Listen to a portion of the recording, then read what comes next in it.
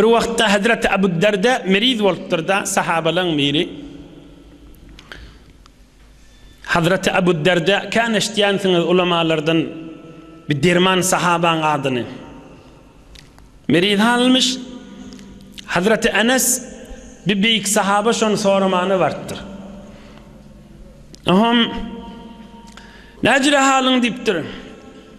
Hazreti Ebu Derda gow diýipdir o gurrun içinde. Hazreti Ebu Derda aýdypdyr. Saňa maňa gerek we derek gurrun. Semi'tu Rasulullah sallallahu ta'ala alayhi ve sellem yaqul inna as-suda'a wal malila ma yazalani bil mu'min ve inna zunubahu mislu Uhud فما يدعانه وعليه من ذلك مثقال حبة من خردل رواه الإمام أحمد. Derdin içinde yatanmış Enes de şonu soramanı geltir. Hazreti Enes radıyallahu anh omul sırqavlap mariz yatan Ebu Derda aýdypdyr. Nebi Ekrem aleyhissalatu vesselam'dan özüm eşitdim diýipdir. Birak kellagır ya ennamın qızmak bir tovalıda sünkağır diye. Birak kellagır bir de ennamın qızmak ya sünkağırlık yalan musulmanlarda badır diýipdir Peygamberimiz aleyhissalatu vesselam. İnne suda'a vel melile birak kellagır diýdi. O bir de ennam qızmak, qızdırma tutmak ya sünkün ağırlı olmak garaz musulmanlarda boljak diýipdir. Ohmşi zol doktora ötüye, dermana ötüye, her yollara ötüye, dua ettiriye, demsalliye. Ohm bada derdi narahatçılığı. Ya berdi Farsla derdeser diýişýänek bu kellagır narahatçılığı wada gapdylyna. Ohm Imam Magzam'ın ustadlarının zamanında, İmam Magzam merce taklidimiz, İmam Ebu Hanife'n ustadlarının zamanında ulamalar aýtýanmışdyk, musulman bir gün kamil gülüp bilmez. Ertiden bäri hoş geçip gülüp durandyr, ikinniräk bir narahatçylyk tapylýandyr. Bir kellagır tapylýada musulmana diýenmişdikler. Hay bir ýerinden bir zat böwründen dürtýäda. Bir ýerinden bir zat asylýada. Inni Peygamberimiz aleyhissalatu vesselam'ın sözüne aýdyn, kellagır ennamın bedinin qızmak, sünkağır, garaz musulmana yalan bolýandyr diýipdir. Oham şol adamlar dağyal günäleri vardır diýipdir. Şu dünýeden ölülerini ölüp şu dertlerde bada ýaşaýşynda ýuwulyp çyk akça bolup dünýeden ötüp gitýärler diýipdir. Ýuwulyp çyk akça bolup dünýeden ötüp gitýärler diýipdir. Ýuwulyp çyk akça bolup dünýeden ötüp gitýärler diýipdir. Ey cemaat, Nebi Ekrem aleyhissalatu vesselam'ın derman sözü. Muhammedur Resulullah aleyhissalatu vesselam.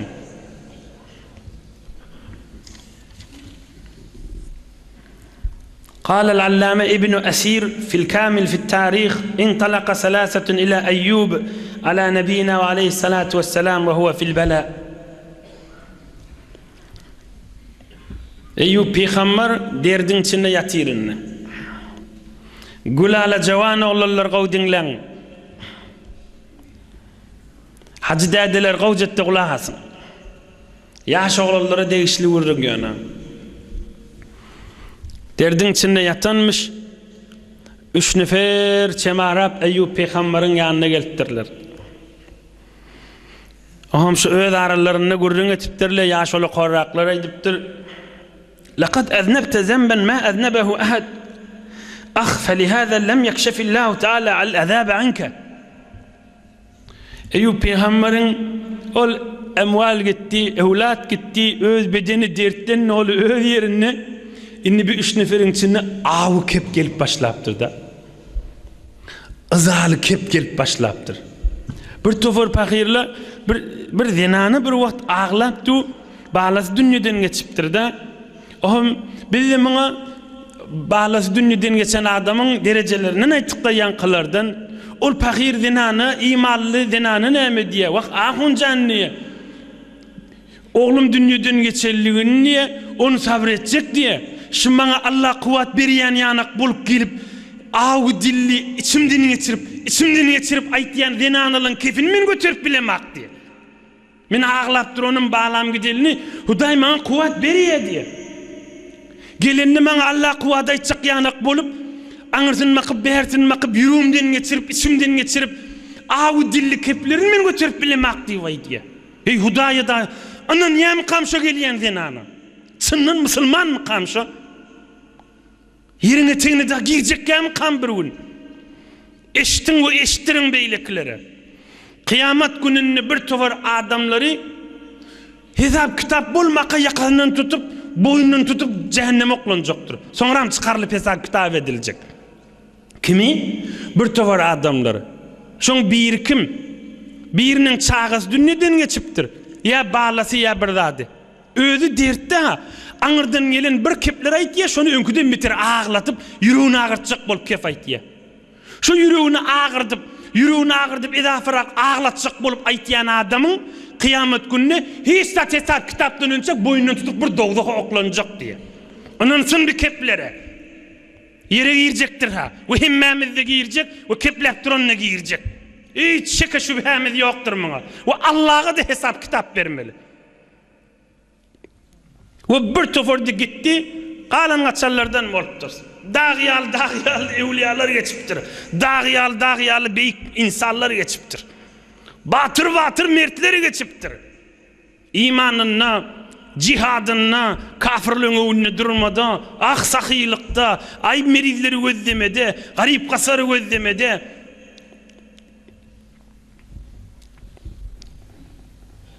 İnhe Eyyub Peygamber'e inne avudil başlaptır. Näme diýipdirler? Eyyub Peygamber eşitipdi da. Şuňa diýipdir, "Hewre oğrunça günah edem bolmaly derdi düştü" diýipdir da. Nebiyullah Eyyub Peygamber bir yeserin aýdyp duran kefin özi berkin. Bir zat bilen sırap. Laqad aznabta zanban ma aznabahu ahad. Ay hawada diýipdir, oğrunça hewre günah edenler diýipdir. Hiç kim etmedi günahyny etipdir da diýipdirler. Ölmeýän diýipdir, derdiň içinde portyp ýatyr diýipdirler. İçinde ýaş oglanmamış. Qad taraktum min al-qawli ahsanahu fahal tadruna man ar-rajulu alladhi ibtum fih. Ýaş oglanmamış. Hay dilin sakla diýipdir. Gaw kef aýtmadyň diýipdir. Biderek kef aýtdyň diýipdir. Dogry kefi içinde sakladyň diýipdir. Tanıyan keplep ayıp edip duran adamın kimdigini diýipdir. Elem ta'lemu enne Eyyub nebiyullah. Allah'ın peygamberi ha bil adam diýipdir.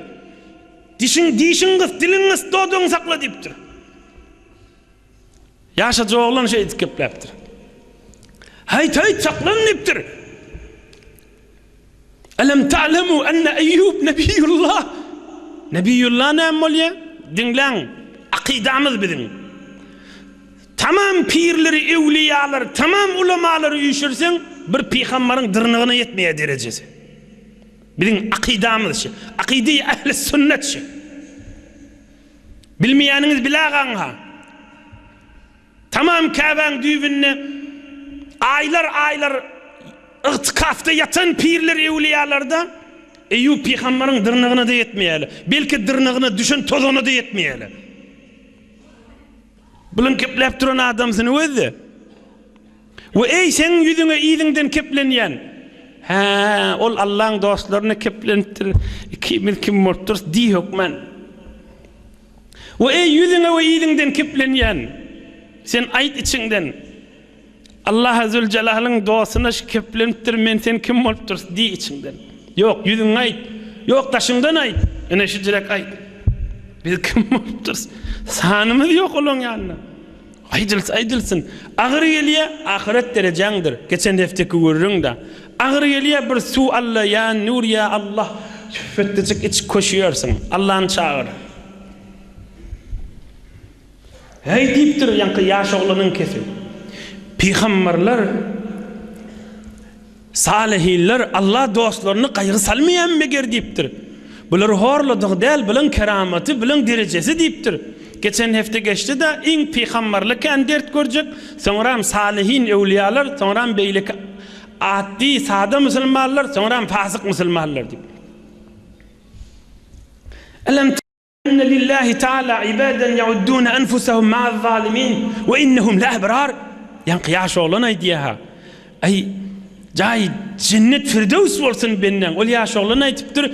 Bilmeýäňiz mi diýipdir. Hudaýyň bir bendeleri we Hudaýyň huzuruna duranlaryny Hudaýa biz bir günahkar adamdyr diýerler diýipdir. Emma Allah'ın ýanyna beýik derejedäki insanlar diýipdir. Gaýtaýdyň. Yani kıyaş oğlan aydypdyr. Haytayt diýipdir. Bilmeýäňiz mi diýipdir. Bir musulmanlar wa diýipdir. Namazdan soň öwünçe giýje gezipbäke Hudaýa biz bir günahkar bendendir diýerler we innahum la ebrar. Hudaýyň ýanyna beýik derejedäki adamlar diýipdir. Özleriniň habary ýok diýipdir.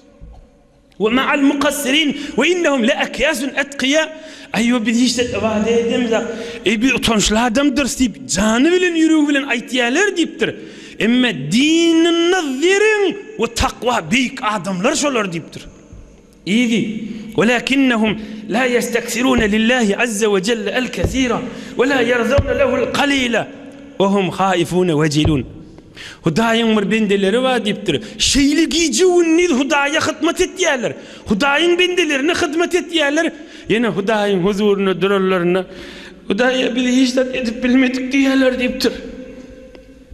Hudaýa bizi bagyşla diýip aýtýarlar diýipdir. Hudaýa bizi hiç etmedik ýüzümiz garadyr diýip aýtýarlar diýipdir. Hudaýa gara ýüz bilen sen gafiňi gelip diýip aýtýarlar diýipdir. Çon Hudaýyň huzuruna durarlaryny etýän işlerini az görýärler. Käni iş etýärler ha ýoksa diýipdir. Emma Allah azza jalalyň huzuruna etýän işlerini az görýärler diýipdir.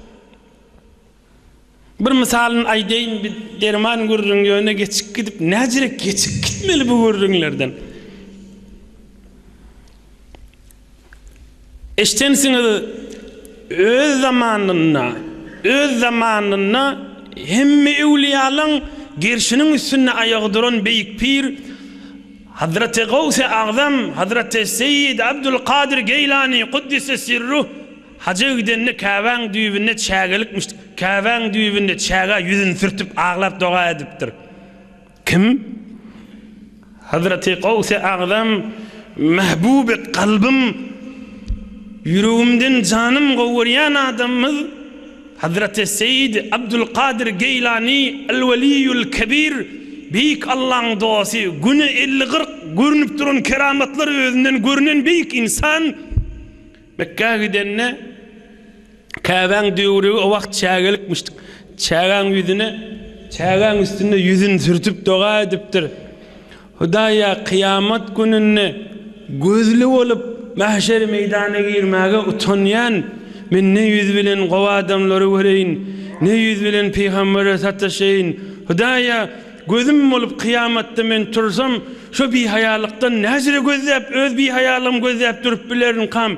Hudaýa men dadyma ýetiş diýenmişdi. Ey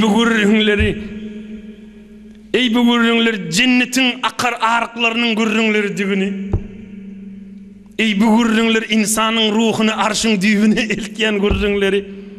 Ey bu gurrunlar nesip bolan gönenen hacı dädeler, jawallar, türkmen ýylyň içinde gönenen insanlar Allah azza celal hemmäňizi hakykatan gönenlerden etsin içerleňiz bilen.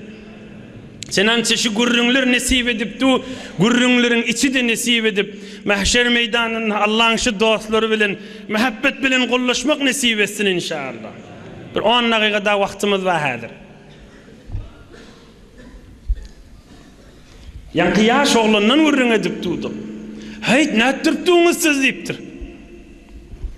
Allah'ın bir dostlary var diýipdir. Haý günahkardyr diýendirle beýik makamdadyrlar diýipdir. Allah'ın bir dostlary vardyr giýje ünni Hudaýyň huzurunda bendelere hyzmat edip biz hiç etmedik diýip aýdarlar diýipdir. Ýanky Gawse Agzam Abdülkadir Geylaniň dogasy ýa-Allah kıyamatda turmany utanýan niweti. Eyyub peýgamber hoş bolupdyr eşdenne. Gawkep pirleň aýtýan kefidir. Gawkep musulmanyň galbyny şowga goýýandyr. فلما سمع أيوب على نبينا وعليه الصلاة والسلام كلامه قال إن الله تبارك وتعالى يزرع الحكمة بالرحمة في قلب الصغير والكبير ولا تكون الحكمة من قبل السن والشيبة. هاي şey diysene deyiptir. Allah alım verende yaş oğlunu da beriyenmiş deyiptir. Adam hemme zat yaşullyk bilen nelmiş deyiptir. Şey diysene deyiptir.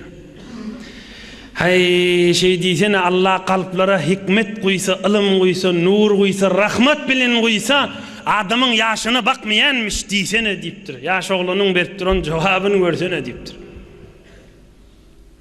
Yoksa o keple olan aydıp duran kefi Eyüp Peygamber'e naydan ok bulup içinden geçiripti da. O kep ağzı da yüreğini yakıp geçirge da.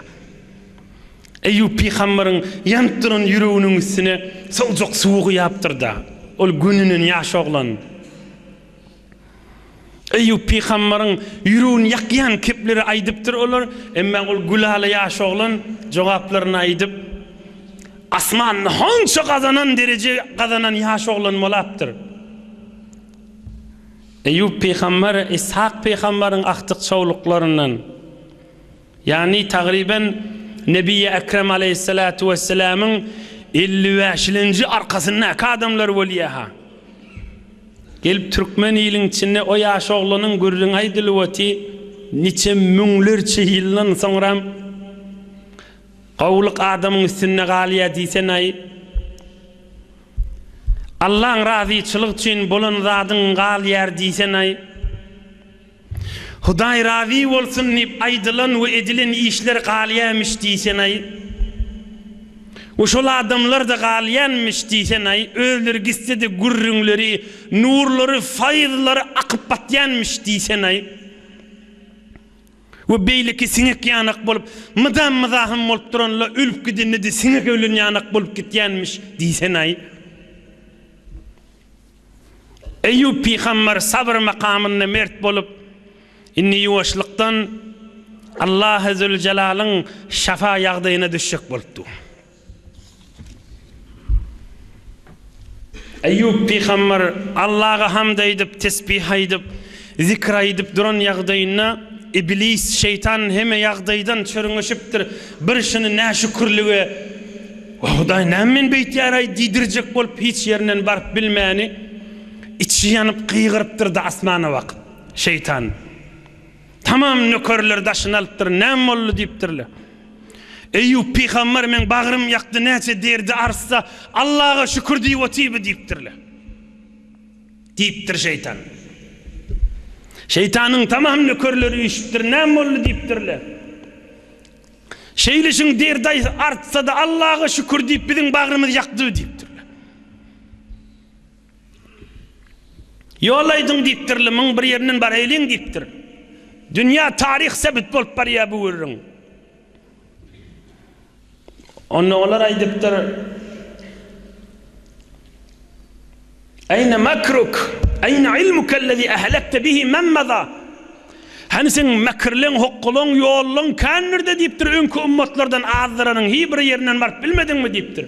Malın üstünden, oğlun şoğun üstünden, dosun üstünden.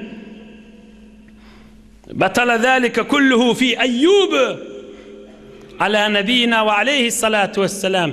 Hemme mekrlem, hemme hokkulum batıl ollu Eyyub'un üstüne yürüdük bilemek deyiptir. Her yerinden maryan deyiptir. Eyüp Peygamber'e yavayanak deyiptir. Onu olar aydıptır. Şon yanına kim olya deyiptirler. Zinanası var yanına deyiptirler. Hani heleyinin üstünden var da azdır deyiptirler. Asaptım inni ollu deyiptir. Heleyinin üstünden varmaptım ben deyiptir. Zinanasının üstünden razdıracak bolup çörüngöşecek onu deyiptir. Yine Eyüp Peygamber'e kaytı bir narahatçılık zinanasının üstünden başlayacağı ve zinanası yine de Allah'ın huzuruna tövbesinin kabul olacağı ve Eyüp Peygamber gülyalı şefaat tapıp ve inşallah derslerini Allah köklediğinden innike hefte hizmetini de yetirelim. Allah Zülcelal yaşayışını da bereket versin. Allah Zülcelal hi bolmasa, liyagatymyz bolmasa da Eyyub Peygamberin gürrüňiniň agzarlygynyň hormatyna da Eyyub Peygamberin fayzından, bereketinden, nurundan üstümüze yağdırsın Allah Teala. Kıyamet günü mehabbet bilen kollaşıp, siz mi şonu aydıptınız bizim gürrüňimizi, ve siz mi diniz eşitip kulak asıp durdunuz deyip, mehabbet bilen kollaşıp, gülüşüp durmak nesip etsin. Ak yürek bilen Allah'dan ihlasım bilen dileyen umid vardır. Allah Azze ve Celal bir doğanı yerde koymaz, kabul eder inşallah.